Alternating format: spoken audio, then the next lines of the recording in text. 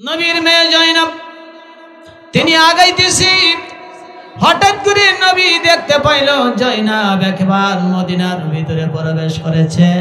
আল্লাহর নবী চিৎকার দিয়ে বলে, ওই যে দেখা যায় একটা উটের পিঠে সহির হয়ে আসতেছে, আমার হতভাগিনী জয়নব আসতেছে। জয়নব যখন আসলো, উট এসে নবীর কদমের সামনে উট দাঁড়ায়া উট কাঁদতেছে। উটের চোখের কোণে বেয়ে পানির ফুঁটাগুলি টপ টপ করে পড়ে। উট নবীর কদমের কাছে এসে নবীর কদমের কাছে উট এসে মাথাটা ঝুঁকিয়ে দিয়ে উটের চোখ দিয়ে টপ টপ করে পানি পড়তেছে, উট কাঁদতেছে। বন্ধুরা আমার, উট কান্দে আর জয়নব নবীকে দেখে ও বাবা বলে জয়নব একটা চিৎকার দিয়ে উটের পিঠ থেকে মাটিতে আছাড় খেয়ে পড়ে যায়। আল্লাহর নবী জয়নবকে নিয়ে হাত ধরে তুলে ঘরের ভিতরে জয়নবকে নিয়ে গেল। নবীজি দেখলো জয়নবের তীরের আঘাতে ক্ষত বিক্ষত হয়েছে, চাবুকের আঘাতে শরীরের এমন একটি জায়গা নাই জয়নবের যে জায়গা থেকে রক্ত বের হয়। আল্লাহর নবী তাকায় দেখে জয়নবের চোখের কোণাগুলি ফেটে ফেটে রক্ত বের হচ্ছে। চ্যানেলটি সাবস্ক্রাইব করে আমাদের সঙ্গেই থাকুন। বন্ধুরা আমার, নবী যখন এই দাওয়াত দিল, কাফির বেঈমানরা আমার নবীকে অ্যাটাক করলো।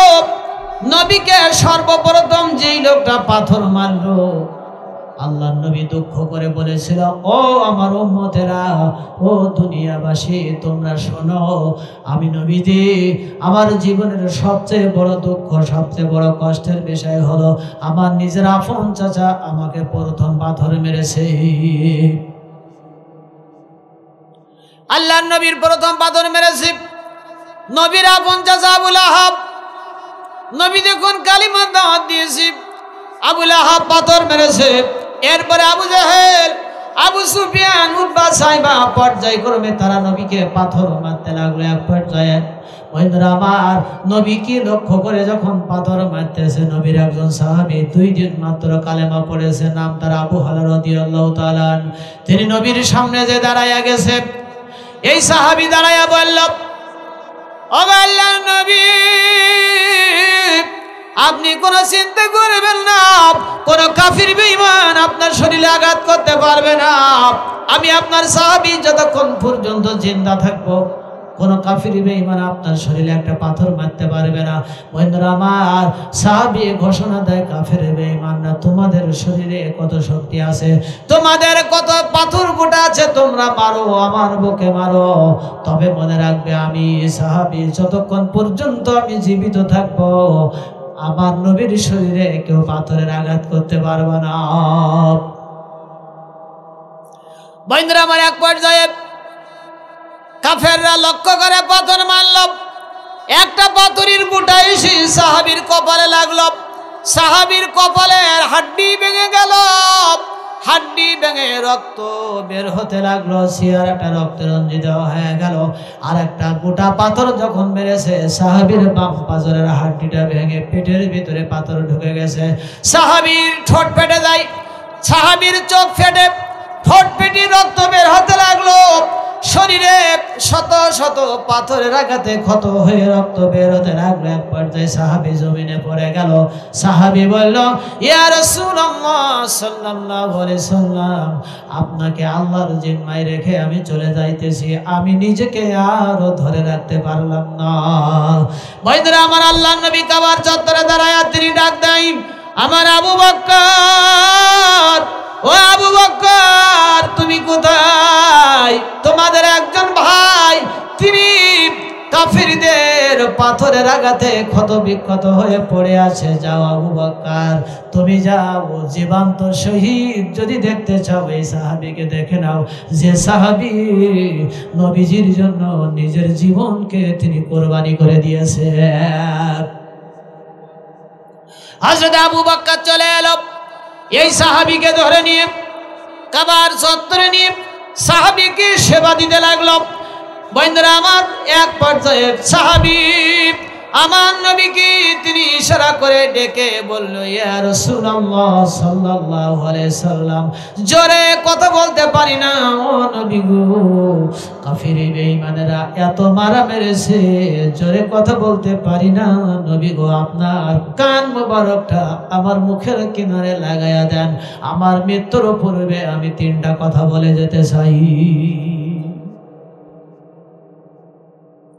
আল্লাহর নবী তার কান মোবারকটা সাহাবীর মুখের কিনারে লাগাইয়া দিল। সাহাবী তখন আস্তে করে বলে, নবী গো, আমার মনে হয় আমি আর বাঁচব না। ও নবীজি, আমি 2 দিন হলো কালেমা পড়ে মুসলমান হয়েছিলাম, আমি চেয়েছিলাম আমার নবীর কদমে থেকে খেদমত করব, তা আর হলো না। ও নবী গো, আমি আর বাঁচব না, আমি যদি শহীদ হয়ে যাই তাহলে আমার মৃত্যুর পূর্বে আপনার কাছে 3টা দাবি করব। 1 নম্বরে হলো আপনি আমার বাড়িতে যাবেন। কিছুদিন আগে আমার একটা সন্তান হয়েছে নবী গো, আমার সন্তানের বয়স 3 মাস। ও নবী গো, আমার সন্তানটা চিরদিনের মতো তিনি এতিম হয়ে যাবে, আমার স্ত্রী বিধবা হয়ে যাবে। আল্লাহর নবী, আপনি আমার বাড়িতে যেয়ে আমার এতিম সন্তানটাকে একটু আপনি দেখে রাখবেন, তার মাথায় হাত বুলাইয়ে দিবেন। আপনার রহম ও বারাকার হাত যদি আমার এতিম সন্তানের মাথার উপরে পড়ে যায়, আমার সন্তানটা অনেক ভালো থাকবে নবী গো। ও নবী গো, আমার এতিম সন্তানটা একটু আপনি দেখে রাখবেন নবী গো, আমার বিধবা স্ত্রী এতিম পরিবারটা আপনি একটু দেখে রাখবেন। আর একটা কথা হলো নবী গো, আমার মা আমার বাবা নাই। ওই নবী গো, এই দুনিয়ায় আমার কেউ নাই, আমার বাবা নাই, আমি যদি মারা যাই এই পরিবারটা এতিম হয়ে যাবে। আমি যখন বাড়ি যাই আমার ছোট্ট বাচ্চাটি আমার কোলে আসি, বাবার আদর পাওয়ার জন্য আমার বুকে ঘুমায় দেয়। আজকে থেকে আমার সন্তান বাবার আদর স্নেহ থেকে চিরদিনের মতো বঞ্চিত হয়ে গেল গো নবী। ওগো নবী, আপনি বাড়িতে যাবেন, আমার মা এই দুনিয়ায় আমি ছাড়া আমার মার কেউ নাই। আমার মা প্রতিদিন তিনি পথ চেয়ে বসে থাকে, আমি বাড়ি না যাওয়া পর্যন্ত আমার মা খানা খায় না, পানি খায় না। প্রতিদিনের নাই আজও আমার মা পথ চেয়ে বসে আছে গো নবী। ও নবী গো, আপনি আমার মাকে যে আমার সালামটা পৌঁছায় দিবেন আর বলবেন আমার মা যেন আর কোনোদিন আমার জন্য অপেক্ষা করে না, কারণ হলো এই দুনিয়ার জীবনীতে আমার মার সঙ্গে আমার দেখা হবে না। আপনি আমার মাকে বিদায়ী সালামটা দিবেন আর বলবেন আমার মা যেন আর পথে তার সন্তানের জন্য অপেক্ষা করে না। আমি আমার নবীর মহব্বতে জীবন কুরবান করে দিলাম। আমার মাকে আপনি এই কথাটা বলবেন, এই কথাটা বলবেন।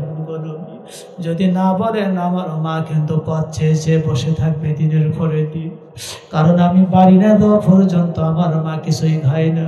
বন্ধুরা আমার, আল্লাহ নবী বললো ঠিক আছে, আমি মাঝে মধ্যে যে তোমার এতিম পরিবারটা আমি দেখাশোনা করে রেখে আসবো। ওই সাহাবী বলল নবী গো, আমার সময় শেষ, আমি আমার নাকের ভিতরে এখন আমি জান্নাতের খুশবু অনুভব করতেছি, আর রহমের ফেরেশতা জান্নাতের ঘরটা আমার সামনে ধরেছে নবী গো। ওই নবী গো, আমি জানি আপনার দোয়া আল্লাহর দরবারে মঞ্জুর হয়ে যায়, আপনার হাত তুলতে দেরি তো দোয়া কবুল হতে দেরি না। আপনি আপনার রবের কাছে একটু বলুন, আমি চেয়েছিলাম, আমি তো এই জান্নাত চাই নাই, আমি চেয়েছিলাম নবীর কদমে থেকে নবীর খেদমত করব, তা আর হলো না। নবী গো, আমার মরণের পরে আল্লাহ যদি আমাকে যদি জান্নাত দেয়, তাহলে ওই জান্নাত যেন দেয় যেই জান্নাতে আমার রহমের নবী থাকবে, আমার রহমের নবী থাকবে, দয়ার নবী থাকবে। আমার নবী যেই জান্নাতের মধ্যে থাকবে, আমি সাহাবী যেন ওই জান্নাতের মধ্যে থাকতে পারি। ওই জান্নাতের মধ্যে থেকে আমি আমার নবীকে খেদমত করতে চাই। আল্লাহর নবী দোয়া, আল্লাহর দরবারে হাত তুললাম, ও রব, এই সাহাবীর মনে রাখুতি 2 দিন মাত্র তিনি কালিমা পড়ে, তিনি তার স্ত্রীর সন্তান, তার মার মহব্বত, এমনকি নিজের জীবনের মহব্বত তিনি করলো না, নবীকে এত মহব্বত করেছে। ওগো আল্লাহ, এই সাহাবীর আবদার, আমাকে যে জান্নাত তুমি দিবে, ওই জান্নাতে সাহাবীর একটু জায়গা হবে কিনা? আল্লাহ রাব্বুল আলামিন জিবরাইলের মারফতে জানাই দিলে, জিবরাইল যাও আমার হাবিবকে বলো সাহাবীর দোয়া কবুল হয়েছে। কিয়ামতের দিন বিচারের পরে, হিসাবের পরে আমার নবী যে জান্নাতের মধ্যে থাকবে, এই সাহাবী ওই একই জান্নাতে থাকবে। জোরে বলেন সুবহানাল্লাহ। এই জন্য যারা এই জমিনে দিনের জন্য যারা শহীদ হয়ে যায়, আল্লাহ কোরআনুল কারীমের ভিতরে বললেন, ওয়ালা তাকুলু লিমান ইউকতালু ফি সাবিলিল্লাহি আমওয়াত বাল আহইয়াউ ওয়ালাকিন লা তাশউরুন। এই জমিনে যারা দিনের জন্য যারা লড়াই করে, যারা শহীদ হয়ে যায়, আল্লাহ বলল তোমরা ওদেরকে মৃত বলো না, মৃত বলো না, ওরা জীবিত, এইটা তোমরা অনুধাবন করতে পারো না। বন্ধুরা আমার, আল্লাহর নবী, বিশ্ব নবী, নবীজি যখন এভাবে করে দাওয়াত দিয়েছেন, কাফির বেঈমানদের পরবর্তী দিন আমার নবীকে তারা পাগল বলল, নবীকে তারা জাদুকর বলল। বন্ধুরা আমার নবীকে তারা নতুন ফর্মুলা করলো মারার জন্য। জোরে কর নাউজুবিল্লাহ। নবীজিকে মারার জন্য নতুন ফর্মুলা করলো, হত্যা করবে, কিন্তু পারলো না। বন্ধুরা আমার, এক পর্যায়ে আল্লাহর নবী যখন হিজরত করলো মদিনায় নবীজি হিজরত করেছে, কিন্তু আল্লাহর নবী তিনি মদিনায় চলে গেছে হিজরত করে আবু বকরকে নিয়ে। আবু জেহেল নবীকে খুঁজতে বন্ধুরা আমার পাইল না, আবু বকরকে পায় না। আবু জেহেল তখন দৌড়ায় আবুল আহাবের বাড়িতে যেয়ে বলে, আবুল আহাব, ও আবুল আহাব, আমাদের যন্ত্রণার দিন বুঝি শেষ হয়ে গেল। মুহাম্মদ আর আবু বকর পালিয়েছে, এই মক্কার জমিন ছেড়ে পালিয়েছে, আর জীবনে কোনদিন মুহাম্মদ এই মক্কার জমিনে আর আসতে পারবে না। আবু জেহেল আবুল আহাবের বাড়িতে যেয়ে বলল, আবুল আহাব, যেহেতু মুহাম্মদ যেহেতু পালিয়েছে, মক্কা ছেড়ে মদিনায় চলে গিয়েছে, সুতরাং এখন আমাদের একটাই কাজ, মুহাম্মাদের মেয়ে জয়নাব যেহেতু তোমার ঘরের পুত্রবধূ, জয়নাবকে পিটাও, মারো, চাবুক দিয়ে মারো, মারতে মারতে তিলে যন্ত্রণা দিয়ে শেষ করে দাও, তাহলে মুহাম্মাদের প্রতিশোধ নেওয়া হবে। বন্ধুরা আমার, আল্লাহর নবী তিনি মদিনায় চলে গেছে। আজকের নবী নাই, এই মক্কায় দ্বারা কালেমা পড়েছিল, মক্কায় দ্বারা বন্ধুরা আমার কালেমা পড়ে মুসলমান হয়েছিল। সকলের প্রতি জুলুম আর অত্যাচার শুরু হয়ে গেল। বন্ধুরা আমার, হযরত খুবাইবকে তারা ধরে নিয়ে গেল, ঘরের ভিতরে আটকায় রাখলো। শুধু আটকায় রাখে নাই, খুবাইবকে তারা খেতে দেয় না। খুবাইবকে ঘরের ভিতরে আটকায় রেখে বলল, খুবাইব, তুমি যদি কালেমা ছেড়ে দাও, ঈমান ছেড়ে দাও, তোমাকে বন্ধন মুক্ত করে দেওয়া হবে, তোমারে খেতে দেওয়া হবে, আর কোনো জুলুম নির্যাতন করা হবে না। খুবাইব বলল, আমাকে যদি মেরেও ফেলো তারপরেও ঈমান ছাড়বো না। বন্ধুরা আমার, এখানে একটা মজার ব্যাপার হলো, হযরতে খুবাইবকে যখন ঘরের ভিতরে আটকায় রাখা হতো, বন্ধুরা আমার, তখন তারা কাফেররা চতুর্পাশে তারা পাহারাও দিত, কিন্তু ওই যে কাফেরের সর্দারের একটা মেয়ে, নাম তার জয়নাব। জয়নাব চিন্তা করতেছে, আমার বাবার একটা নিরপরাধ ভালো মানুষকে ঘরে আটকায় রেখেছে, খেতে দেয় না, পানি খায় না, দেখি তো তার অবস্থা কেমন। ঘরের মধ্যে কি করে, কাফের সর্দারের মেয়ে জয়নাব জানালার ফাঁক দিয়ে তাকায় দেখে খুবাইব বন্ধুরা আমার দুপুরের সময় ঘরের ভিতরে দামি দামি পাকা পাকা আঙ্গুর খাইতেছে, দামি দামি ফল খাইতেছে। কাফের সর্দারের মেয়ে জয়নাব জানালা দিয়ে মুখি মেরে ডাক দিয়ে বলল, খুবাইব রে, ও খুবাইব, আমার বাবারা চতুর্পাশে পাহারা বসাইছে, আর এখন তো কোনো এই মক্কায় কোনো ফলের মৌসুম না, এত সুন্দর আঙ্গুর ফল তুমি কোথায় ফেলে এত পাহারা বসাইছে, তারপরে কে তোমারে আঙ্গুর দিয়ে গেছে? আল্লাহু আকবার। হযরত খুবাইব বলল, এ মেরে, এইটা তুমি কাউকে বলবা না, তোমার বাবাকে বলো না, কাউকে বলো না, এই খাবার আমার আল্লাহ রহমের ফেরেশতা খাবার দিয়ে যায়। এ মেরে, এ কাফের সর্দারের মেয়ে, জেনে রাখো, যারা একবার ঈমান আনে, ঈমানের উপরে যারা অবিচল থাকে, ঈমানের উপরে যারা টিকে থাকে, তাদের কোনো অসুবিধা নাই। الذين قالوا ربنا الله إن الذين قالوا ربنا الله ثم استقاموا تتنزل عليهم الملائكة ألا تخافوا ولا تحزنوا وأبشروا بالجنة التي كنتم توعدون। যারা বলে আল্লাহ আমার রব, এই কথা বলে বসে থাকে না, বরং সুম্মাস্তাকামু, অবিচল থাকে, অবিচল থাকি, আল্লাহ বলল তাতানাজ্জালু, নাজিল করি, আলাইহিমুল মালাইকা, তাদের উপর রহমের ফেরেশতারা, ফেরেশতা নাজিল হয়ে বলে, ও আল্লাহর বান্দা, ভয় করো না, চিন্তা করো না, ভয় করো না, চিন্তা করো না, ওয়াবশিরু বিল জান্নাতিল্লাতী কুনতুম তুআদুন, বরং তোমরা আনন্দিত হয়ে দাও এবং সেই জান্নাতের জন্য যে জান্নাতের ওয়াদা তোমাদের রব তোমাদেরকে করেছে। জোরে বলেন আল্লাহু আকবার। বন্ধুরা আমার, হযরত খুবাইব ওই কাফের সর্দারের মেয়ে, তিনি বলতেছি, কে দিয়ে দেয় খাবার? খুবাইব বলল, আমার আল্লাহ রহমের ফেরেশতারা খাবার দিয়ে দেয়, আমার খাবারের কোনো অসুবিধা হয় না। এইভাবে করে কয়েকদিন যাওয়ার পরে বন্ধুরা আমার, ইতিমধ্যে কাফের সর্দারের মেয়ে কিন্তু ঈমান এনে ফেলেছে। এইটা কাফেররা কেউ জানতো না। গভীর মনোযোগ। এরপরে খুবাইবকে ঘর থেকে বের করে তাকে শুলে চড়ানোর জন্য নিয়ে যাচ্ছে, আর বলল, খুবাইব, তুমি একবার বলো তোমার শাস্তির জায়গায় মোহাম্মদ হইলে এটা ভালো হতো, একবার বলো তোমারে ছাইরা দেওয়া হবে, তোমারে আর কোনো জুলুম অত্যাচার করা হবে না। খুবাইব বলল, না, আমার জীবনের বিনিময়ে হলেও আমার নবীর শরীরে যেন আঘাত না লাগে।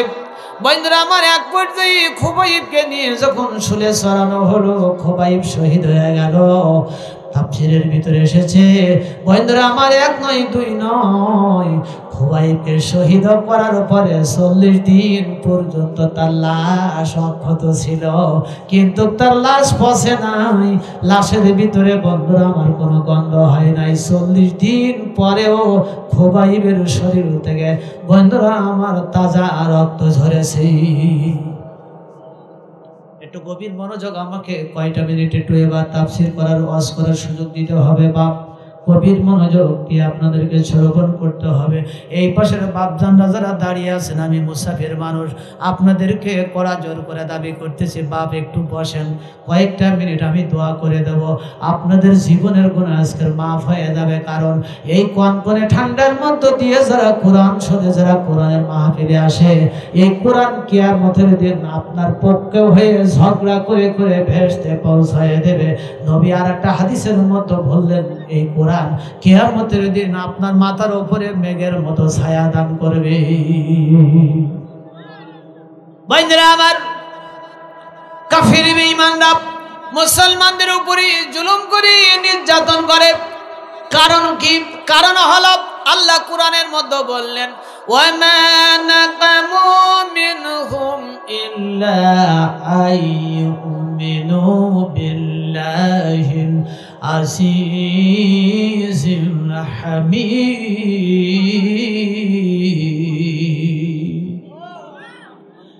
কাফির বেঈমানরা মুসলমানদের উপরে জুলুম করে, নির্যাতন করি। কারণ হলো একটা, মুসলমানরা এই জমিনে পরাক্রমশালী, তারা আল্লাহর দ্বীনকে বাস্তবায়ন করতে চায়, আল্লাহর হুকুমত তারা প্রতিষ্ঠিত করতে চায়। এই জন্য কাফের বেঈমানরা যুগে যুগে মুসলমান ইমানদারদের উপরে সে বিদ্রোহ করেছে, পাগল বলেছে। আমাদের নবীকেও তারা পাগল বলেছে, জাদুকর বলেছে। আমাদের নবীকেও তারা মাতৃভূমি থেকে বিতাড়িত করেছে। জোরে বলেন ঠিক কিনা? বন্ধুরা আমার, গভীর মনোযোগ। এরপরে খুবাইবকে যখন শুলে চড়ানো হলো, শুলের ওপরে খুবাইবকে কাফেররা শহীদ করে শুধু ক্ষান্ত হয় নাই। ও মুসলমান, খুবাইবকে, নবীর মহব্বতের সাহাবী খুবাইবকে শুলে চড়ায় তারা ঝুলাই রেখেছিল, দিনের পরে দিন ঝুলাই রেখেছিল। আল্লাহর নবী খবর পেয়ে গেল। আল্লাহর নবী তিনি ডাক দিয়ে বলল, তোমাদের ভিতরে কে আছে? তোমাদের ভাই খুবাইবকে তারা শহীদ করে ঝুলাই রেখেছে শুলের ওপরে। তোমরা কি পারবে তোমাদের ভাই খুবাইবের লাশটা ওইখান থেকে তোমরা নিয়ে আসতে? বন্ধুরা আমার, নবীদের দুইজন সাহাবী চলে গেল। তারা প্রতিজ্ঞা করলো, ইয়া রাসূলুল্লাহ, আমরা খুবাইবের লাশ আনবো, জীবন যদি থাকেও জীবন যদি যায়। এই দুইজন সাহাবী চলে গেল। খুবাইবের লাশটা যে দেখে শুলের ওপরে তারা ঝুলন্ত অবস্থায় রেখেছে। খুবাইবের লাশটা যখন বন্ধুরা আমার নিয়ে আসতেছিল, চতুর্দিকে কাফেররা তারা পাহারা বসাইছে, খুবাইবের লাশ যেন কেউ নিয়ে যেতে না পারে। বন্ধুরা আমার, এক পর্যায়ে নবীর দুইজন সাহাবী যখন খুবাইবের লাশ যখন নিয়ে গেল, খুবাইবের লাশ যখন তারা নিয়ে যাচ্ছে, কিছু যাওয়ার পরে কাফেররা খবর পেয়েছে। কাফেররা যখন পিছনে তাড়া করেছে খুবাইবের লাশ ছিনিয়ে নেওয়ার জন্য, বন্ধুরা আমার, একাধিক কাফিরদের বন্ধুরা প্রতিরোধ দুইজন সাহাবী টিকে থাকতে পারে নাই। তারা কি করলো? খুবাইবের লাশটা তারা জমিনে যখন ছেড়ে দিল, মুহূর্তের ভিতরে জমিন অটোমেটিকলি খুবাইবের লাশটা জমিন গিলে ফেললো, কাফেরদের চোখের আড়াল করে দিল। জোরে বলেন সুবহানাল্লাহ। ওয়া কানা হাক্কান আলাইনা নাসরুল মুমিনিন। এই জমিনে মুমিনরা যখন বিপদে পড়ে যায়, কোন মানুষ যখন মুমিনদের পাশে যখন থাকে না, তখন সাহায্য করবেন কে? আল্লাহ বললেন, মুমিন, আমার মুমিন বান্দাদের সাহায্য করা তখন আমি আল্লাহর জন্য ওয়াজিব হয়ে যাই। গভীর মনোযোগ, বাপ কান লাগাবেন। ওমরের ঘটনা মনে আছে কিনা? ওমরের সেই ঘটনা মনে আছে তো? মোহাম্মদ হারুন 40 বছর ইবাদত করে, তারপরে ঘটনা কি মনে আছে তো নাকি? আলোচনার দিকে আমি আসবো বন্ধুরা আমার। এর পরবর্তীতে দেখেন, খুবাইবের লাশটা যখন নিয়ে গেল, তবে 40 দিন, কতদিন? 40 দিন তারে আগে শহীদ করেছে। সাহাবীরা বর্ণনা করতেছে, হাদিসের মধ্যে এসেছে 40 দিন পরে আমরা লক্ষ্য করলাম খুবাইবের লাশের একটা পশমের পরিবর্তন হয় নাই। 40 দিন হয়ে গেছে, কিন্তু তখনও কাফেরদের অস্ত্রের আঘাত যেখানে যেখানে করেছিল সেইখান থেকে তাজা রক্ত ঝরতেই আছে, ঝরতেই আছে।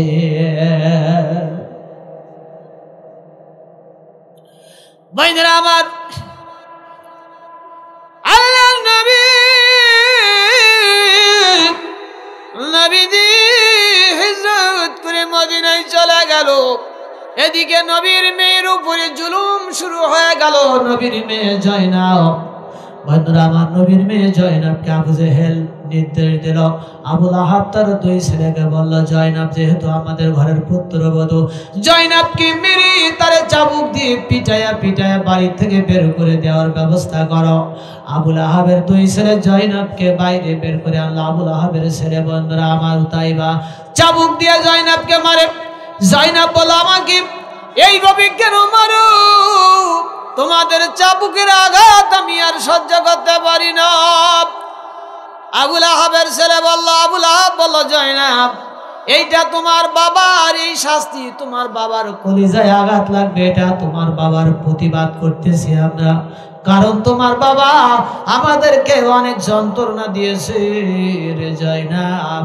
তোমার অপরাধ কিচ্ছু না, তোমার অপরাধ একটাই, তুমি যে মুহাম্মাদের মেয়ে, তোমার গায়ে বাড়ি মারলে তোমার বাবার কলিজায় আঘাত লাগবে। ও বন্ধুরা আমার, তার কারণ হলো বিদেশে বিপদে যদি কোন সন্তান অসুখ হয়, কোন সন্তান যদি বিপদে পড়ে, দুনিয়ার কোন টেলিফোন লাগে না, মোবাইল লাগে না। বাবা মার, বন্ধুরা আমার, বিনা তারের বাবা মার কলিজা নামক মোবাইল টেলিফোনে মুহূর্তের মধ্যে, বন্ধুরা আমার, খবর পৌঁছায়া যায়। বন্ধুরা আমার, বন্ধুরা আমার, আল্লাহর নবীর মেয়ে জয়নাবকে তারা মারতে মারতে জমিনে যখন পড়ে গেল, জয়নাব বলল, আমাকে একেবারে মেরে ফেলে দাও, তোমাদের চাবুকের আঘাত আর সহ্য করতে পারি না। আবুল আহাব বলল, এইভাবে তোমার ধীরে ধীরে যন্ত্রণা দেওয়া হবে, একেবারে তোমার মেরে ফেলা হবে না। বন্ধুরা আমার, এক পর্যায়ে আবুল আহাব বলল, জয়নাব আমার বাড়ির থেকে তুমি বেরিয়ে দাও, তুমি মুহাম্মাদের মেয়ে, তোমাকে এই বাড়িতে আর জায়গা দেওয়া যাবে না। জয়নাব বলল, আমারে কয়টা দিন সময় দাও, তার কারণ হলো আমার গর্ভে তোমাদের বংশের সন্তান 6 মাসের সন্তান আমার গর্ভে আছে। এই সন্তানটা প্রসব করার পরে আমি আমার বাবার বাড়িতে মদিনায় চলে যাব। বন্ধুরা আমার, আবুল আহাব বলল, না তাও হবে না, কারণ হলো তোমার গর্ভের সন্তান যদি আমার বাড়িতে জন্ম দাও, তাহলে এই সন্তান জন্ম নিয়ে তোমার বাবার অনুসারী হবে। তোমার বাবা যেমন আমাদের যন্ত্রণা দিয়েছে, তোমার গর্ভের সন্তানকে আমাদেরকে এরকম যন্ত্রণা দেবে। বিশ্বকবি কবি সম্রাট বলেছেন, সাথী যা কহ রহা হ্যায় আসল সে তা ইমরোজ সেরাগে মুস্তফা বিসে সুরে বুলাবিস। আল্লাহ নবীর দিন শেখার সঙ্গে আবু জেহেল, আবুল আহাবের অগ্নিস্ফুলিঙ্গের সংঘর্ষ চলে এসেছে আবহমান কাল থেকে, আজও চলছে, কিয়ামত পর্যন্ত চলতে থাকবে। তবে কিনা আবু জেহেল, আবুল আহাবের অগ্নিস্ফুলিঙ্গের এই শিখা নিভে যাবে, আল্লাহর নবীর দিন শেখা জ্বলতেই থাকবে কিয়ামত পর্যন্ত। পৃথিবীর জমিনে জ্বলবেই তো জ্বলবে, কোনদিন নিভে যাবে না। তার কারণ আল্লাহ বলতেছেন, ইউরিদুনা লিউতফিউ নূরাল্লাহি বিআফওয়াহিহিম ওয়াল্লাহু মুতিম্মু নূরিহি ওয়ালাউ কারিহাল কাফিরুন। কাফির বেঈমানরা চাই মুখের ফুদি এই জমিন থেকে তারা ইসলামের আলোকে তারা নির্বাপিত করে দেবে, আমার দিনকে দুনিয়া থেকে মিটিয়ে দেবে। আল্লাহ বললেন, না, পারবে না। আমার দিনকে আমি জমিনে পূর্ণতা দান করব, মুসলমানদের বিজয় একদিন আসবে, দিন পূর্ণতা পাবে। এতে কাফের বেঈমানদের কলিজায় যত জ্বালা যন্ত্রণা হোক না কেন, জোরে বলেন ঠিক কিনা? অনেকে ইসলামকে বাধাগ্রস্ত করে। মনে রাখো মুসলমান, মনে রাখো জালেমেরা, যারা ইসলামের বিরোধিতা করো, বাধা দাও, তারা কান খুলে শুনে রাখো। কারণ যারা ইসলামের যুগে যুগে যারা ইসলামের গায়ে হাত দিতে চেয়েছে, বাধাগ্রস্ত করেছে, ইসলাম আছে, ইসলাম ছিল, ইসলাম আছে, ইসলাম থাকবে, কিন্তু জালেমদের অস্তিত্ব জমিন থেকে আল্লাহ বিলীন করে দিয়েছে। তুমি ইসলামের বাধাগ্রস্ত করবা, তুমি নিজেই জমিন থেকে তুমি অপমানের সাথে লাঞ্ছিত হয়ে বিদায় হয়ে যাবা। বন্ধুরা আমার, হযরতে জয়নব তিনি বলল, আমাকে কয়টা দিন সময় দাও। বলল, না, সময় দেওয়া হবে না। এক পর্যায়ে বন্ধুরা আমার, জয়নবকে যখন বাড়ির থেকে গলা ধরে বের করে দেওয়া হলো, জয়নব তিনি আল্লাহর কাছে সাহায্য চাই। একটা উট ম্যানেজ করে নবীর মেয়ে জয়নব বন্ধুরা আমার বাড়ির থেকে বেরিয়ে যাবে। তবে যাওয়ার আগে বলল, ও আবু লাহাব, আমারে কয়টা দিন সময় দাও, কারণ তোমাদের বংশের সন্তান আমি জয়নবের গর্ভে 6 মাস বয়স। সন্তানটা প্রসব করার পরে আমি আমার বাবার বাড়িতে চলে যাব মদিনায়, আমি তোমাদের বাড়িতে থাকবো না। আবু লাহাব বলল, জয়নব, তুমি যদি 2টা শর্ত মেনে নাও, তোমার বাড়িতে থাকতে দেওয়া যাবে। 1 নম্বর শর্ত হলো, তুমি যে জবান দিয়ে ঈমানের কালেমা পড়ছো, কালেমা পড়েছো, ঈমান এনেছো, তোমাকে কালেমা ছেড়ে দিতে হবে, ঈমান ছাড়তে হবে। 2 নম্বর হলো, মুহাম্মদ যে তোমার বাবা, তোমার বাবাকে অস্বীকার করা লাগবে, আমাদের সামনে ঘোষণা দিতে হবে তো মুহাম্মদ তোমার বাবা না।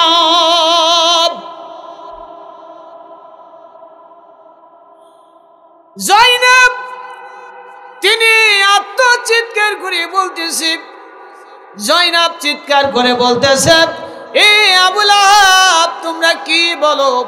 আমি ঈমান ছাড়বো না, ঈমান ছাড়বো না। যে জবান দিয়ে একবার ঈমানের ঘোষণা দিয়েছি, জীবন দিব কিন্তু ঈমান দিব না। আর মুহাম্মদ সাল্লাল্লাহু আলাইহি ওয়াসাল্লাম আমারও বাবা, আমার বাবা তো সাধারণ কোনো বাবা না। কিয়ামতের দিন মনে রাখবা, আমার বাবার সুপারিশ ছাড়া কোন বনি আদম জান্নাতে ঢুকতে পারবে না, ঢুকতে পারবে না। আমার বাবা তো সাধারণ বাবা না, আমার বাবার পরিচয় হলো ওয়ামা আরসালনাকা ইল্লা রাহমাতাল লিল আলামিন।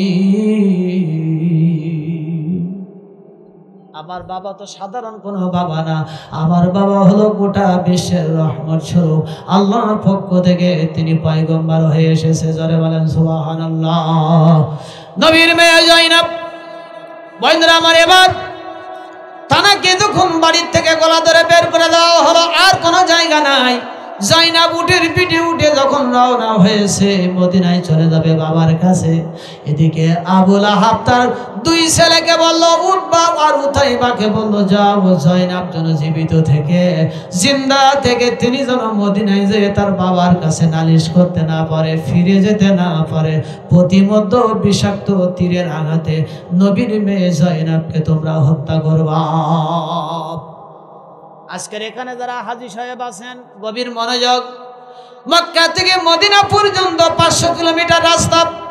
এর মিডিলে মধ্যম একটা জায়গা আছে, যে জায়গাটার নাম হলো জহুবা নামক জায়গা। বন্ধুরা আমার, আবু লাহাবের 2 ছেলে বিষাক্ত তীর নিয়ে এই মধ্যম জায়গায় এখানে একটা ঝোপের আড়ালে তাই লুকায় আছে।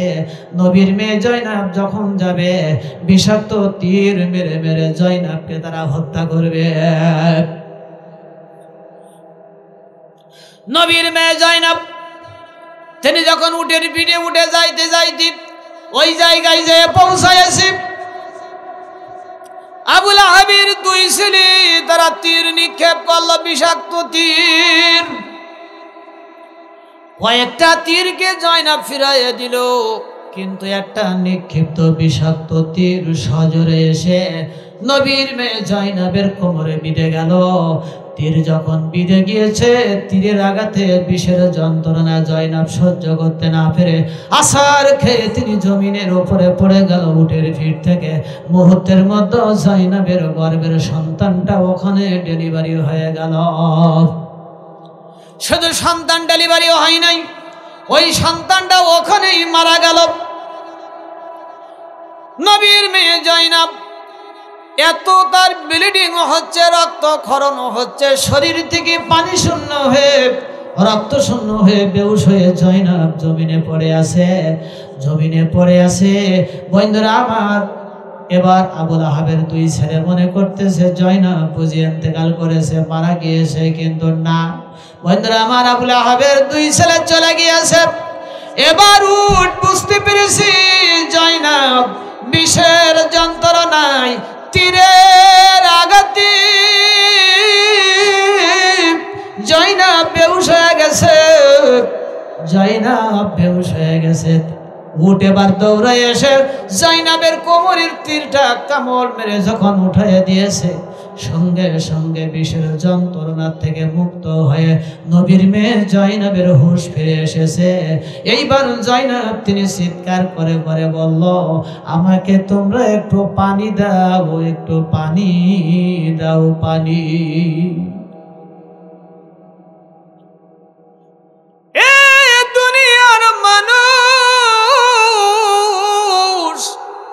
নবীর মেয়ে জয়নাব ওই দিন চিৎকার করে করে পানি চেয়েছিল, পানি পানি, কিন্তু কই কোন নবীর উম্মত মক্কা মদিনার কোন মানুষ জয়নাবের ডাক শুনতে কি পাই নাই, কেউ এক পেয়ালা পানি দেয় নাই। জয়নাব বলল, আজকের নবীর আওলাদ আমি নবীর মেয়ে, আমাকে তোমরা কেউ একটু পানি দাও না। এই মক্কার মানুষেরা, এই জনপদের মানুষেরা, তোমরা কি আমি জয়নাবের চিৎকার শুনতে পাও? চিৎকার শুনতে পাও না তোমরা? আমাকে একটু পানি দাও, পানি, কিন্তু কেউ পানি দেয় না। জয়নাব বলল, আজকের আমার চিৎকারে, আমি নবীর মেয়ে, আমার চিৎকারে তোমরা পানি দাও না, এক পেয়ালা পানি কেউ দাও না। তবে মনে রাখো, তবে তোমরা শুনে রাখো, কিয়ামতের ময়দান যেদিন কায়েম হয়ে যাবে, কিয়ামতের দিনে এক বিঘত মাথার উপরে সূর্য এসে যখন তাপ দিবে, গোটা হাসরের ময়দান যখন তামা হয়ে যাবে, গোটা হাসরের ময়দানটা যখন তামা হয়ে যাবে, ওই মুহূর্তে তোমরা কি করবা? পানি পানি করে মানুষ যখন চিৎকার করবে, ওই সময়ে তোমরা কোথায় পানি পাবা? ওই দিন তো হাউজে কাউসারের পানি আমার বাবাকে আল্লাহ দান করে দিয়েছে। ইন্না আ'তাইনাকাল কাউসার, ও নবী নিশ্চয় আমি আপনাকে হাউজে কাউসার দান করেছি। জোরে বলেন সুবহানাল্লাহ। সাহাবীরা এই সূরা যখন নাযিল হয়ে গেল, সূরা কাউসার যখন নাযিল হয়ে গেল, আল্লাহর নবী মসজিদে নববীতে তন্দ্রা অবস্থায় ছিল। সাহাবীরা হঠাৎ করে নবীর যখন সূরাটা জিবরাইল উপহার দিয়েছে, নবীজি জাগ্রত স্বাভাবিক হয়ে নবীজি হাসতেছে। সাহাবীরা বলল, ইয়া রাসূলুল্লাহ, আমরা কিছুই বুঝলাম না, একটু আগে দেখলাম আপনার তন্দ্রা ভাব, হঠাৎ করে কেন হাসতেছেন? আল্লাহর নবী বলল, সাহাবীরা তোমরা জানো না, এই মাত্র জিবরাইল আল্লাহর পক্ষ থেকে একটি সূরা উপহার নিয়ে এসেছে। নবী বলল, সূরাটা আমি তোমাদেরকে এখন শোনায়া দেই। ইন্না আ'তাইনাকাল কাউসার ফাসাল্লি লিরাব্বিকা ওয়ানহার ইন্না শানিআকা হুয়াল আবতার। আল্লাহু আকবার বলেন। এই সূরা যখন নাযিল হয়ে গেল বন্ধুরা, তখন ভেজাল লেগে গেল। কাফের বেঈমানরা বলল, মুহাম্মদ, ও মুহাম্মদ বড় জাদুকর, মুহাম্মদ বড় কবি, দেখো মুহাম্মদ আজকের তার সন্তানগুলি হয়ে মরে যায়। মুহাম্মদকে তারা নির্বংশ বলে যখন গালিগালাজ করতেছে, আল্লাহ পাক সূরাটা নাজিল করে কাফেরদের জবাব দিয়ে দিয়েছে। বন্ধুরা আমার, গভীর মনোযোগ। এরপরে আমি আসতেছি, আল্লাহর নবী যখন এই সূরা নাজিল হয়ে গেল, তখন কাফির বেঈমানরা বলল, মুহাম্মদ কি কবি নাকি, বানিয়ে বানিয়ে বলে নাকি? বন্ধুরা আমার নবী কাফেরদের জবাবে বলল, আমি নবী আমি কি কোরআন বানিয়ে বলি নাকি? যদি তোমাদের তাই মনে হয়, তখন আমার নবী 2টা লাইন লিখে দিল, একটা কাগজে লিখে কাবা ঘরের দেয়ালে টাঙ্গাইয়া দিল, আর বলল, ও কাফির বেঈমানেরা, যদি কোরআন মানুষের বানানো হয় তাহলে তোমাদের আরবে বড় বড় কবি সাহিত্যিক আছে, তোমরাও কোরআনের মতো একটা লাইন বানাইয়া লিখে দাও। ও বন্ধুরা, আজকের আমি তো চাই আপনাদেরকে একটু তাফসীর শোনাইতে, মন খুলে খুলে কান লাগাবেন, গভীর মনোযোগ। এরপরে আমার নবী 2টা লাইন লিখে দিল, ইন্না আ'তাইনাকাল কাউসার ফাসাল্লি লিরাব্বিকা ওয়ানহার। এই 2টা লাইন আমার নবী লিখে কাবা ঘরের দেয়ালে টাঙ্গাইয়া দিল। আর নবীজি চ্যালেঞ্জ ছুড়ে দিল, এ মক্কার মানুষেরা, তোদের গোষ্ঠী শুদ্ধা চেষ্টা কর, নিচের লাইনটা তোরা লিখে পূর্ণ করে তোরা দিয়ে দে, তোরা দিয়ে দে। তোরা বলিস মোহাম্মদ কোরআন বানিয়ে বানিয়ে বলে, এটা যদি তোরা মনে করিস তাহলে তোরা 2টা লাইন আমি নবী লিখে দিলাম, একটা লাইন তোরা নিচে, এই লাইনটা তোরা কি কর, তোরা নিজেরা বানায় লিখে দে। নবী 2টা লাইন লিখলো, কয়টা? ইন্না আ'তাইনাকাল কাউসার ফাসাল্লি লিরাব্বিকা ওয়ানহার। এই 2 লাইন লিখে দিল। আর নবী বলল, নিচের লাইনটা কি হবে? একটা লাইন লিখে তোরা কবিতা এইটা পূর্ণ করে দে। নবীজি কাবা ঘরের দেয়ালে এটা টাঙ্গাই লিখে দিয়েছে, চ্যালেঞ্জ ছুড়ে দিয়েছে। আবু জেহেল, আবু সুফিয়ান বলল, মুহাম্মাদের এত বড় সাহস, তিনি চ্যালেঞ্জ ছুড়ে দেয়, এই চ্যালেঞ্জের মোকাবেলা করতে হবে। আবু জেহেল বলল, মুহাম্মদ চ্যালেঞ্জ গ্রহণ করলাম, তুমি 2 লাইন লিখেছো, আমরা 1 লাইন বানিয়ে লিখে আমরা কবিতা পূর্ণ করব।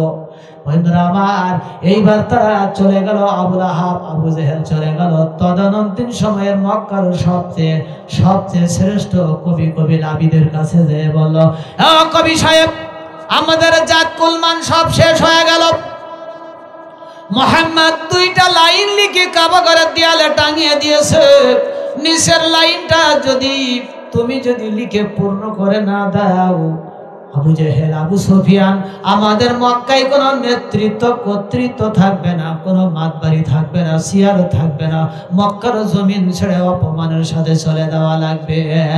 কবি লাবিদ বলল, চিন্তা করো না, চলো একবার যে দেখে আসি মুহাম্মদ কি 2টা লাইন লিখেছে, কি চ্যালেঞ্জ গ্রহণ করতে হবে, চলো। কবি লাবিদ এসে তখন দেখলো যে কাবা ঘরের দেয়ালে লেখা আছে, ইন্না আ'তাইনাকাল কাউসার ফাসাল্লি লিরাব্বিকা ওয়ানহার। নিচের লাইনটা কি হবে? কবি লাবিদ বলল, আমি বাড়ি যেয়ে গবেষণাগারে বসবো এবং নিচের লাইন কি হবে ঠিক করব।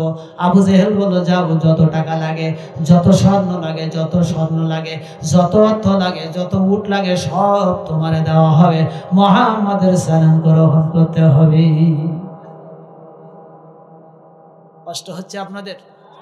আমি কিন্তু আলোচনা শেষের দিকে চলে আইছি, কিন্তু চাইছিলাম একটু আজকের ওয়াজ করব, কিন্তু তাফসিরও করব, কিন্তু প্রচন্ড ঠান্ডা, আপনারা কষ্ট পাচ্ছেন, কষ্ট হয়ে যাচ্ছে আপনাদের। বন্ধুরা আমার, এই গরম, এটা হলো ইমানি জজবা। আল্লাহু আকবার বলেন। আল্লাহ আপনাদের ইমানগুলি কবুল করে নিন, আমিন। বন্ধুরা আমার, এবার আমি আসতেছি ওই জয়নাবের দিকে কান লাগাবেন, একটু গভীর মনোযোগ, খুব সংক্ষেপে শেষ করে দিয়েছে। ওমরের ঘটনা মনে আছে কিনা? এটা বলা লাগবে কি লাগবে না? বন্ধুরা আমার, আমি মনে করলাম আপনারা সব ভুলে গিয়েছেন। কবি লাবিদ এই চ্যালেঞ্জ গ্রহণ করল। আল্লাহ কুরআনুল কারীমের ভিতরে বললেন, ওয়া ইন কুনতুম ফি রাইবিন মিম্মা নাযালনা আলা আবদিনা ফাআতু বিসূরাতিন মিন মিসলি ওয়াদউ শুহাদাআকুম মিন দুনিল্লাহি ইন কুনতুম সাদিকিন। আমার আল্লাহ বলল, আমি আমার বান্দা মুহাম্মদ সাল্লাল্লাহু আলাইহি সাল্লামের উপরে যে কোরআন নাযিল করেছি, কোরআনের ভিতরে যদি তোমাদের কোনো সন্দেহ হয়, ভুল আছে এটা মনে করো, তাহলে তোমরা ফাতু বিসূরাতিম মিন মিসলি, কোরআনের ছোট্ট একটা সূরার মতো তোমরা একটা সূরা বানায় নিয়ে আসো। তোমাদের যত সহযোগী আছে সবাই একত্রিত হয়ে যদি তোমরা নিজেদেরকে সত্যবাদী বলে দাবি করে থাকো, আল্লাহ বলতেছেন কিন্তু এটা কি সম্ভব হয়েছে নাকি? বন্ধুরা আমার, এর পরবর্তী দিন কবি লাবিদ তিনি গবেষণা করতে লাগলো।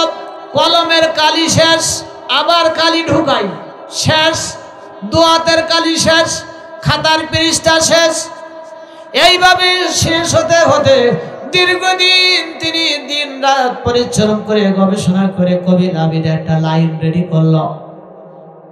এবার কবি লাবিদ কাফির বেঈমানদেরকে বলল যে, ও আবু জাহেল, আবু সুফিয়ান, আমি দীর্ঘদিন গবেষণা করে আমি চ্যালেঞ্জ গ্রহণ করে একটা লাইন আমি রেডি করেছি। মুহাম্মদ সাল্লাল্লাহু আলাইহি ওয়াসাল্লাম যে দুইটা লাইন লিখেছে, নিচের একটা লাইন আমি কবি লাবিদ বানিয়ে ওখানে আমি জুড়ে দেব, ওখানে চ্যালেঞ্জ গ্রহণ করব। কিন্তু কবি লাবিদ যে কোন লাইন রেডি করেছে এটা আবু জাহেলের জানা ছিল না। আবু জাহেল তো আনন্দে, আবু সুফিয়ান আনন্দে পাচ্ছে, মুহাম্মাদের চ্যালেঞ্জ আমরা গ্রহণ করতে সক্ষম হয়েছি, কিন্তু কবি লাবিদ যে কোন কবিতার লাইন লিখছে রেডি করছে এটা তাদের জানা ছিল না। চোখে পানি রাখতে পারবেন না ও বন্ধু, একটু গভীর মনোযোগ, আমি আসতেছি আলোচনার দিকে। জয়নাবের ঘটনাটা আগে শেষ করে নেই। বন্ধুরা আমার, নবীর মেয়ে জয়নাব বন্ধুরা চিৎকার করে কাঁদতেছে, আমার একটু তোমরা পানি দাও, একটু পানি। আজকের যারা পানি দিলে না নবীর মেয়েকে, কিয়ামতের দিন আমার বাবারও সামনে তোমরা কেমনে পানি চাইবা?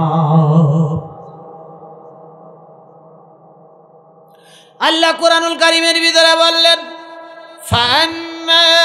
من أوتي كتابه بيمينه فسوف يحاسب حسابا يسيرا।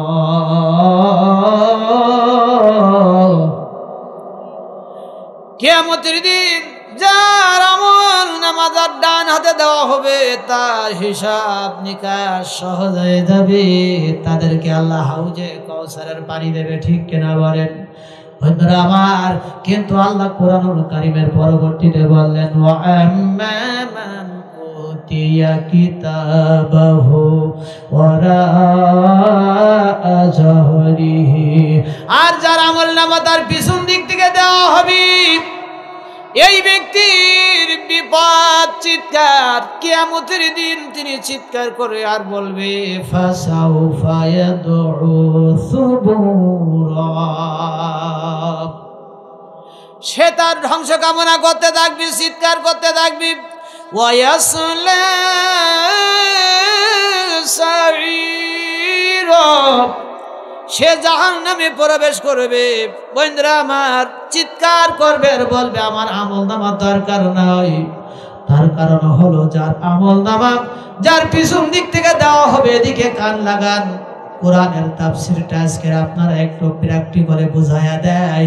আমলনামা পিছন দিক থেকে দেওয়া হবে, তার মানে হলো এই হাতটা এইভাবে কলিজার ভিতর দিয়ে ঢোকায়া, এই হাতটা কলিজার ভিতর দিয়ে ঢোকায়া পিছন দিক থেকে বের করা হবে। পিছন দিক থেকে বের করে তারপরে আমলনামা পিছনের হাতে ধরাইয়া দেওয়া হবে। এই জন্য তারা বলবে, ওয়া আম্মা মান উতিয়া কিতাবাহু ওয়ারাআ যাহরিহি, আমলনামা পিছন দিক থেকে দেওয়া হবে, ফাসাউফা ইয়াদউ সুবুরা, সে তার ধ্বংস কামনা করবে আর চিৎকার করবে আর বলবে, না না আমার আমলনামা লাগবে না।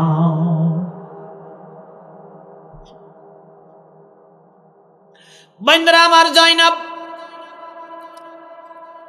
এই উঠ যে জয়নাবের কোমর থেকে কামড় মেরে টেনে উঠাইছে। জয়নাব চিৎকার করে পানি পানি করে, কেউ পানি দেয় না। এই উঠতে বুঝতে পেরেছে জয়নাব পানির জন্য চিৎকার করে কান্নাকাটি করতেছে। উঠ কি করলো? দৌড়াইয়া দেয় আপনারা জানেন উটের পিঠের উপরে একটি ট্যাঙ্কি আছে, এই ট্যাঙ্কির ভিতরে 40 দিনের পানি উট মজুত করে রাখে, জমা করে রাখে, ট্যাঙ্কি ভর্তি করে রাখে। তার কারণ হলো আরবে মাঝে মধ্যে বালুর ঝড় হয়। যখন বালুর ঝড় হয় 1 সপ্তাহ 2 সপ্তাহ, বন্ধুরা আমার 3 সপ্তাহ যাবত উট বাইরে যেতে পারে না, পানি খাবার সংগ্রহ করতে পারে না। এই জন্য উট সবসময় 40 দিনের পানি তার ট্যাঙ্কের ভিতরে জমা করে রাখে। আরবে যখন বালুর ঝড় হয় উট মুখটা বালুর ভিতরে ডাবাইয়ে দিয়ে দাঁড়াইয়া থাকে। বন্ধুরা আমার উটের এই ট্যাঙ্কির উপরে গবেষণা করে আজকের পৃথিবীর বিজ্ঞানীরা ফ্রিজ আবিষ্কার করেছে। এই জন্য পৃথিবীর আজকের যে ফ্রিজ আছে, এই ফ্রিজের মধ্যে 40 দিন কোনো খাবার নষ্ট হবে না। বন্ধুরা আমার এর পরবর্তীতে উট তিনি বুঝতে পেরেছে জয়নাব পানির জন্য কান্দি। উট তিনি দৌড়াইয়া এসে জয়নাবী শুয়ে আছে। জয়নাব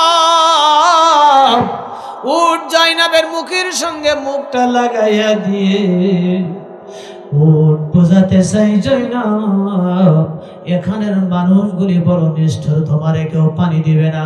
বন্ধুরা আমার উট তার ট্যাঙ্কির মধ্য থেকে জমাকৃত পানিগুলি বের করে করে জয়নাবের মুখের ভিতরে পানি ঢোকাইয়া দিতেছে। উট জয়নাবের মুখের সঙ্গে এভাবে মুখটা লাগাইয়া দিয়া উট তার জমা করা পানি জয়নাবের মুখের ভিতরে পানি ঢোকাইয়া দেয়। জয়নাব পানি পান করে একটু সুস্থ হয়ে গেল। জয়নাব এবার তিনি হাতের উপরে ভর দিয়ে মাটিতে উঠে বসেছি। বন্ধুরা আমার উট বুঝাতে চাই, ও জয়নাব এই জায়গায় এখনো বিপদ মুক্ত না। আমি তোমাকে নিয়ে তোমার বাবা রহমের নবী ওই মদিনায় আমি বিশ্ব নবীর কাছে পৌঁছাইয়া দেব। কিন্তু জয়নাব তাকাইয়ে দেখে তার সন্তান 6 মাসের সন্তানটা ওখানে মরা পড়ে আছে। শেষ করে দিতাম, চলবে আর কয় মিনিট চলবে বলুন তো বাপজানেরা? ফজর পর্যন্ত চলবে। হ্যাঁ ফজর পর্যন্ত কিন্তু চলবে। আপনারা এখানে ফজরের নামাজটা পড়ে নিয়েন, আমি নেমে চলে যাচ্ছি। আর কত 20 বছর এই স্টেজে বাস করতেছি। কত বছর? 20 বছর হয়ে যাচ্ছে এই স্টেজে বাস করতেছি, ওয়াজ শোনাইতেছি। এরপরেও যে ভালোবাসা আপনাদের কাছ থেকে পাই, আলহামদুলিল্লাহ। এই মহব্বত ভালোবাসার জন্য আল্লাহ আমাদের জান্নাত পর্যন্ত নিয়ে যায়। জোরে বলেন আমিন, আরো জোরে বলেন আমিন। বন্ধুরা আমার আলোচনা করতেছিলাম নবীর মেয়ে জয়নাব এবার উট তার পানি খাওয়াইয়া সুস্থ করল। জয়নাব মৃত সন্তানের দিকে তাকায় আর কান্দে। বন্ধুরা আমার উট বুঝতে পেরেছি জয়নাবের মৃত সন্তানটা কবর দেওয়া দরকার। ও আল্লাহর বান্দারা, বন্ধুরা আমার যুগে যুগে ইমানদার যারা মুসলমান তাদের উপরে এমন জুলুম এসেছে, জোরে বলেন ঠিক কিনা? তারপরেও তারা ইমান থেকে এক চুল পরিমাণ সরে যায় নাই। সিদ্ধান্তের উপরে তারা অবিচল অনার থেকেছে। সাহায্য এসেছে আল্লাহর পক্ষ থেকে। এই উটটা তখন কি করলো, তিনি তার মুখ দিয়ে মরুভূমির ভিতরে তিনি বালু সরাইয়া সরাইয়া একটা কবর খনন করলো। উট একটা কবর খনন করলো। এই উট একটা অবলা জানোয়ার, একটা অবলা পশু। একটা উট নবীর আওলাদ চিনল আর নবীকে চিনল, কিন্তু নাফরমান মানুষ নবীকে চিনল না। একটি উট নবীকে চিনল, নবীর আওলাদ চিনল, কিন্তু আবু জেহেল চিনল না। আবু সুফিয়ান উতবা সাইবা আমার নবীকে চিনল না। এই উট তখন মরুভূমির বালুগুলি মুখ দিয়ে সরাইয়া সরাইয়া কবর খনন করলো। কবর খনন করে বন্ধুরা আমার জয়নবের সন্তানটা উট কামড় মেরে, মৃত সন্তানটা কামড় মেরে ওই মরুভূমির বন্ধুরা আমার বালুর মধ্যে গেড়ে দিয়ে উট আবার মুখ দিয়ে বালুগুলি টেনে টেনে সরাইয়া কবরের মতো লেবেল করে দিল। দেওয়ার পরে এবার উট জয়নবের কাছে এসে শুয়ে পড়েছে। আর উট বলতে চাই, জয়নব রে উঠো, আর দেরি করা যাবে না, এখানে কিন্তু বিপদ মুক্ত হয় নাই। জয়নব উটের পিঠে উঠে বসল। উট এবার চলতে শুরু করেছি। এই খবর আল্লাহর নবীর কাছে পৌঁছায় গেছে। আল্লাহর নবী তিনি গিরিয়ে থেকে কাঁদতে কাঁদতে নবীজি যে রাস্তাটা মক্কা থেকে মদিনায় যে আপনার যুক্ত হয়েছে, আল্লাহর নবী ওই রাস্তার উপরে দাঁড়ায়া দাঁড়ায়া নবী মক্কার রাস্তার দিকে তাকাইয়া কাঁদতেছে। আরে সন্তানের যদি বিপদ হয়, বাবা মার কলিজার তারে টান লেগে যায়। বাবা বাবা বুঝতে পারে, মা বুঝতে পারে আমার সন্তানের বিপদ হয়েছে। এই জন্য দেখবেন কত ছেলে বিদেশে আছে। এই চাপাই মির্জাপুর এলাকার কত ছেলে মালয়েশিয়া, কত ছেলে সৌদি, দুবাই, আবুধাবি বিভিন্ন দেশে আছে। তাদের যদি ওই বিদেশে কোনো অসুখ হয়, কোনো সমস্যা হয়, মা রাতে ঘুমাতে পারে না, বাবা ঘুমাতে পারে না। সকালবেলা মা টেলিফোন করে, বাবা রে তোমার কি অসুখ হয়েছে, তোমার কি অসুখ হয়েছে? ছেলে কান্দে, মোবাইল ধরে ছেলে কান্দে আর বলে, মা আমি আজ 2 দিন জ্বরে আক্রান্ত হয়েছে, ঠিক মতো কাজ করতে পারি না। মা বুঝতে পেরেছে কেমনি। এই যুবক রে, তুমি তো বলো নাই, কিন্তু তোমার মা কেমনে বুঝতে পেরেছে এটা কি তুমি জানো? তোমার মা কেমনে জানতে পারলো? এইটার তাফসীর, এইটার ব্যাখ্যা আমি আরেকদিন শোনাবো কোন ওয়াজে। এই তাফসীরটা মা কেমনে সন্তানের বিপদে বুঝতে পারে, কলিজায় টান লাগে, এটার উপরে 3 ঘন্টা আমার তাফসীর করা লাগবে বুঝাইতে গেলে, কোরআন আর হাদিস দিয়া, বিজ্ঞান দিয়া, দর্শন দিয়া, হিকমা দিয়া। বন্ধুরা আমার, আমি শেষ করে দিতেছি আলোচনা।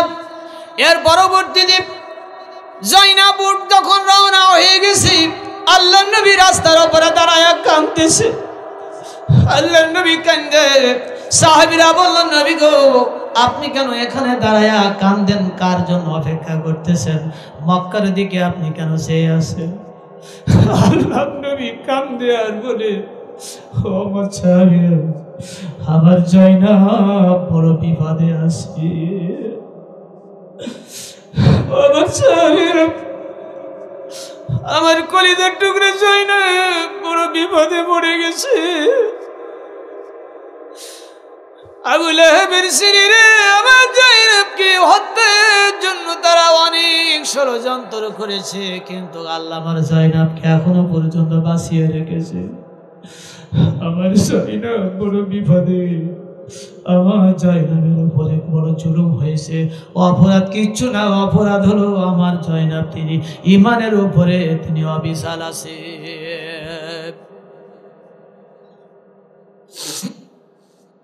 বন্ধুরা আমার, নবীর মেয়ে জয়নব তিনি আগাইতেছি। হঠাৎ করে নবী দেখতে পাইল জয়নব একবার মদিনার ভিতরে প্রবেশ করেছে। আল্লাহর নবী চিৎকার দিয়ে বলে, ওই যে দেখা যায় একটা উটের পিঠে সহির হয়ে আসতেছে, আমার হতভাগিনী জয়নব আসতেছে। জয়নব যখন আসলো, উট এসে নবীর কদমের সামনে উট দাঁড়ায়া উট কাঁদতেছে। উটের চোখের কোন পানির ফুটাগুলি টপ টপ করে পড়ে। উট নবীর কদমের কাছে এসে নবীর কদমের কাছে উট এসে মাথাটা ঝুঁকাইয়ে দিয়ে উটের চোখ দিয়ে টপ টপ করে পানি পড়তেছে, উট কাঁদতেছে। বন্ধুরা আমার, উট কান্দে আর জয়নাব নবীকে দেখে ও বাবা বলে জয়নাব একটা চিৎকার দিয়ে উটের পিঠ থেকে মাটিতে আছাড় খেয়ে পড়ে যায়। আল্লাহ নবী জয়নাবকে নিয়ে হাত ধরে তুলে ঘরের ভিতরে জয়নাবকে নিয়ে গেল। নবীজি দেখলো জয়নাবের তীরের আঘাতে ক্ষত বিক্ষত হয়েছে, চাবুকের আঘাতে শরীরের এমন একটি জায়গা নাই জয়নাবের যে জায়গা থেকে রক্ত বের হয়। আল্লাহ নবী তাকায় দেখে জয়নাবের চোখের কোনাগুলি ফেটে ফেটে রক্ত বের হচ্ছে। আল্লাহ নবী তাকায় দেখে জয়নাবের ঠোঁটগুলি ফেটে ফেটে রক্ত বের হচ্ছে। চাবুকের আঘাতে জয়নাবের হাতগুলি ফেটে ফেটে রক্ত বের হইতেছে। নবীজি জয়নাবকে শোয়াই দিয়েছি। নবীজি জয়নাবকে একটু সেবা দিচ্ছি আর বললাম, মা জয়নাব একটু অপেক্ষা করো। আমার সাহাবীরা বাইরে অপেক্ষা করতেছে। বদরের যুদ্ধের দামামা বেজে গেছে। আবু জেহেল 1000 তার বাহিনী নিয়ে অস্ত্র নিয়ে এই বদরের মাঠে এসেছে। সিদ্ধান্ত নিয়েছে তিনি আল্লাহর নাম নিশানা মুছে ফেলবে। মদিনার মাটিতে আর ইসলাম তিনি রাখবে না, আল্লাহর নবীর নাম তিনি রাখতে চায় না। এই জন্য তিনি বদ্ধপরিকর মরিয়া হয়ে গেছে। 1000 কাফেরের বাহিনী নিয়ে এসেছে বদরের মাঠে যুদ্ধ করার জন্য। আমার 313 জন সাহাবী তারা রেডি হয়ে গেছে। রে মা জয়নাব, আমি আমার সাহাবীদেরকে প্রস্তুত করি বদরের মাঠে, তাদেরকে আমি প্রস্তুত করে দিয়া তারপরে আমি আবার এসে জয়নাব মারে, আমি নবীজি তোর বাবা নিজের হাতে তোর একটু আমি সেবা দিব। জয়নাব কান্দে, ও বাবা তুমি যাও, আমি তোমারই নিষেধ করব না, তবে তোমার সঙ্গে আমার আর দেখা হবে না। বাবা গো, তুমি যাওয়ার আগে, ঘর থেকে বাইরে যাওয়ার আগে আমার কানের কাছে, আমার মুখের কাছে তোমার কানটা লাগাইয়া দাও, আমি 2টা কথা বলি। আল্লাহর নবী জয়নাবের মুখের কাছে নবী কানটা লাগাইয়া দিল। জয়নাব কেঁদে কেঁদে বলল, ও বাবা তুমি ঘর থেকে বাইরে যাবে, ফিরে এসে তোমার মেয়ে জয়নাবের সঙ্গে আর দেখা হবে না, কারণ আমি এখন আমার নাকের ভিতরে আল্লাহ রাব্বুল আলামিনের জান্নাতের খুশবু আমি অনুভব করতেছি। ও বাবা আমার হাতে যে আর সময় নেই, তোমার কানটা আমার মুখের কিনারে লাগাইয়া দাও। জয়নাব কান্দে আর বলি, বাবা আমার মা খাদিজা যতদিন বেঁচে ছিল আমার মা তোমার পাশে ছিল, তোমার দেখাশোনা করেছে। আমি জয়নাব আজকে চলে যাইতেছি, মা মারা যাওয়ার পরে আমরা, ও বাবা আমরা তোমার মেয়ে, আমরা তোমাকে দেখাশোনা করতাম, কাফেররা তোমার প্রতি অত্যাচার মারধর করতাম, আমরা তোমার মেয়েরা তোমার পাশে আমরা দাঁড়াইতাম। আজকের আমার মা খাদিজা নাই, বাবা তোমার পাশে আজকে কে দাঁড়াবে? আমি জয়নাব তোমার পাশে দাঁড়াইতাম, কিন্তু বাবা আমি তোমার মেয়ে, আমিও চলে যাইতেছি।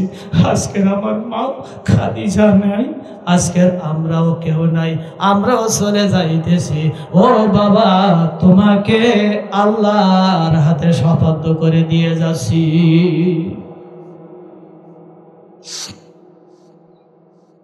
জয়নাব একটি চিৎকার দিয়ে বলে, বাবা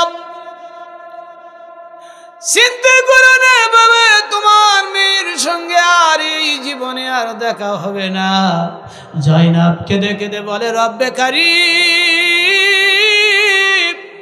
আমার মা খাদিজা, যে মা কি তুমি আরশে আজিম থেকে সালাম জানিয়েছিল, সেই খাদিজার মেয়ে আমি। ও রব, আজকে আমার মা নাই, আমিও চলে যাইতেছি। আমার এতিম বাবা, আমার এতিম বাবার পাশে দাঁড়ানোর মতো কেউ নাই। রব্বে কারীম, আমার এতিম বাবাকে তোমার হাতে সুপুর্দ করে গেলাম, আমরা কেউ নাই, চলে গেলাম। রব্বে কারীম, আমার এতিম বাবাকে তুমি সব সময় তুমি দেখে রাখবে।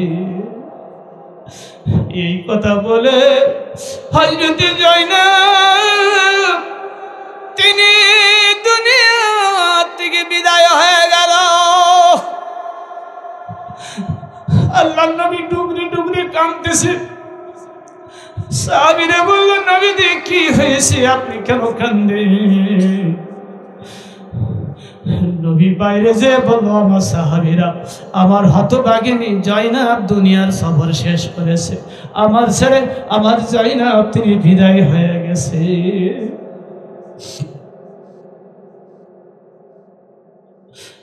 বন্ধুরা, আমার নবীর মেয়ে জয়নব এবার নবী মহিলা সাহাবীদেরকে ডাকলো আর বলল, তোমরা জলদি করে চলে যাও, আমার হতভাগিনী জয়নবকে তোমরা গোসল দাও, তারে কাফন পরাও। পুরুষ সাহাবীদেরকে বলল, তোমরা কবর খনন করো। কবর খনন হয়ে গেল। কবর খনন হয়ে যাওয়ার পরে আল্লাহর নবী জয়নবের লাশটা যখন কবরে নামাইছে, কবরে নামানোর পরে আল্লাহর নবী কবরে দাঁড়াইয়া নবীজি কান্দে আর বলে, ও কবরের দায়িত্ব ফেরেশতারা, খবরদার, আমার জয়নব দুনিয়া থেকে অনেক মার খেয়েছে, ঈমান আনার কারণে ওর অনেকের চাবুকের আঘাত সহ্য করতে হয়েছে। আমার জয়নব দুনিয়াতে অনেক জুলুমের শিকার হয়েছে, সমস্ত শরীর সব ক্ষত বিক্ষত হয়েছে। ঈমানের কারণে আমার জয়নবকে ওরা বাঁচতে দেয় নাই। ও কবরের দায়িত্বের ফেরেশতারা, আমার জয়নবকে তোমরা কবরে কষ্ট দিবা না। আল্লাহর নবী কবরে ধরে দাঁড়ায়া দাঁড়ায়া এরপরে আল্লাহর কাছে হাত তুলে বলে, রব্বে কারীম, আমার জয়নবের জন্য তোমার কাছে দরখাস্ত করি, আল্লাহ, আমার জয়নব আমার বড় মহব্বতের জয়নব, ঈমান আনার কারণে তিনি তার জীবন কোরবান করেছে, এরপরেও বাতিলের কাছে তিনি মাথা নত করে নাই। রব্বে কারীম, আমার জয়নবকে কবরের ভিতরে কষ্ট দিও না আল্লাহ। বন্ধুরা, আমার জয়নব মৃত্যুর পূর্বে তিনি আর একটা কথা বলে গিয়েছিল, বাবা বদরের মাঠে যাও, বদরের মাঠে যাও, কারণ হলো কালেমার পাতাকে উড্ডীন করার জন্য বদরের মাঠে যাও। জয়নব দোয়া করে গিয়েছিল আর বলল, বাবা আমি আল্লাহর কাছে দোয়া করে যাই, বদরের মাঠে মুসলমানদের বিজয় হবে, ইসলামের পতাকা, কালিমার পতাকা বদরের মাঠে উড্ডীন হয়ে যাবে।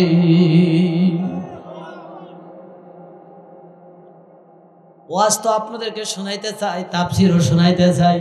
বন্ধুরা আমার, কিন্তু আজকের আর সময় হবে না। আমি তো ঘড়ি দেখি নাই, আপনারাও দেখেন নাই, ঠিক কি পাইছেন নাকি? রাত এখন কয়টা বাজে? এই জন্য আমি আর সামনে আগাবো না। এরপরে জয়নবকে কবরস্থ করে আল্লাহর নবী বদরের মাঠের বন্ধুরা যুদ্ধের প্রস্তুতি গ্রহণ করতেছেন। এই যুদ্ধের মাঠে দুইজন ছোট ছোট বাচ্চা এসে বন্ধুরা নবীর সামনে কাঁদতেছে আর বলতেছে, আমরা যুদ্ধের ময়দানে যাব। কেন? তোমরা ছোট্ট মানুষ। বলে, আমরা যাব এই জন্য, নবী গো, মক্কায় আপনার সবচেয়ে বেশি কষ্ট দিয়েছে, মাতৃভূমিতে থাকতে দেয় নাই। ওই পাপিষ্ঠ আবু জেহেলকে আমরা প্রতিজ্ঞা করেছি, আমাদের মায়ের কাছ থেকে দোয়া নিয়ে এসেছি, আজকের আমরা দুই ভাই বদরের মাঠে যাব, আবু জেহেলকে হত্যা না করা পর্যন্ত আমরা এ জীবন নিয়ে ফিরে বাড়ি আসবো না। এদিকে নবীর একজন সাহাবী ছিল, তরুণ সাহাবী মিকদাদ বিন আসওয়াদ।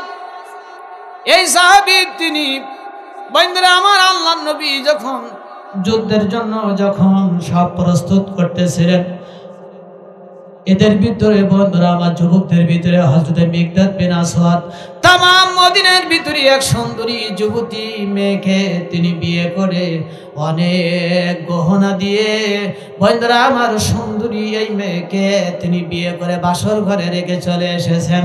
বন্ধুরা আমার আল্লাহর নবী বললাম তোমাদেরকে এখান থেকে যুদ্ধে যেতে হবে।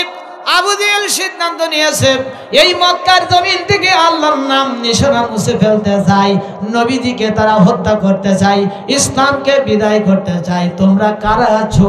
আবু জেহেলের জবাব দেবা আল্লাহ এবং নবী, এ নবীর নাম এই মদিনার মাটিতে জিন্দা থাকবে, ইসলামের পতাকা উড্ডীন হবে। ইসলামকে মিটাতে এসে আবু জেহেলকে মিটাতে হবে।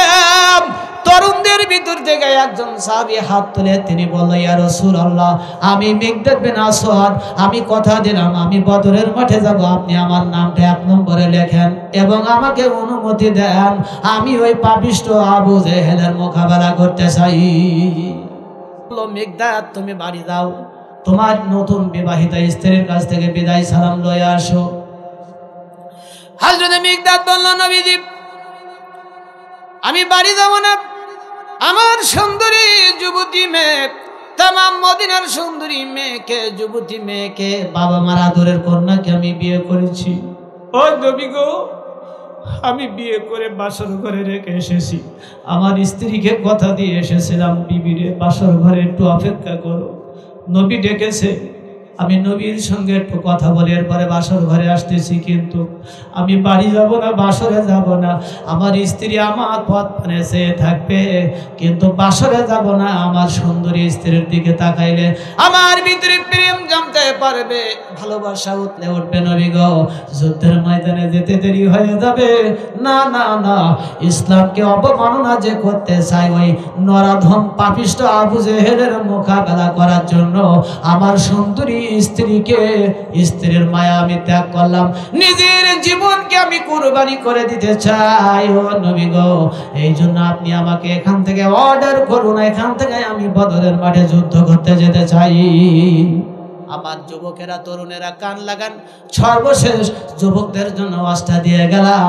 সুন্দরী স্ত্রীকে রেখে ঘরের ভিতরে বাসর ঘরে যেতে পারে নাই, তিনি স্ত্রীর মায়া মহব্বত তার ঈমান থেকে তারে বাধাগ্রস্ত করতে পারে নাই। ওই গান থেকে বদরের মাঠে মিকদাদ তিনি সিংহ পুরুষের মতো ছুটে চললো, যুদ্ধ করলো, অসংখ্য কাফেরদেরকে হত্যা করলো। বদরের মাঠে মুসলমানদের বন্ধুরা আমার বিজয় হলো, কাফেররা শোচনীয়ভাবে পরাজিত হলো। ইসলামের পতাকা কালিমার পতাকা বদরের মাঠে উদ্দিন হয়ে গেল। লা ইলাহা ইল্লাল্লাহু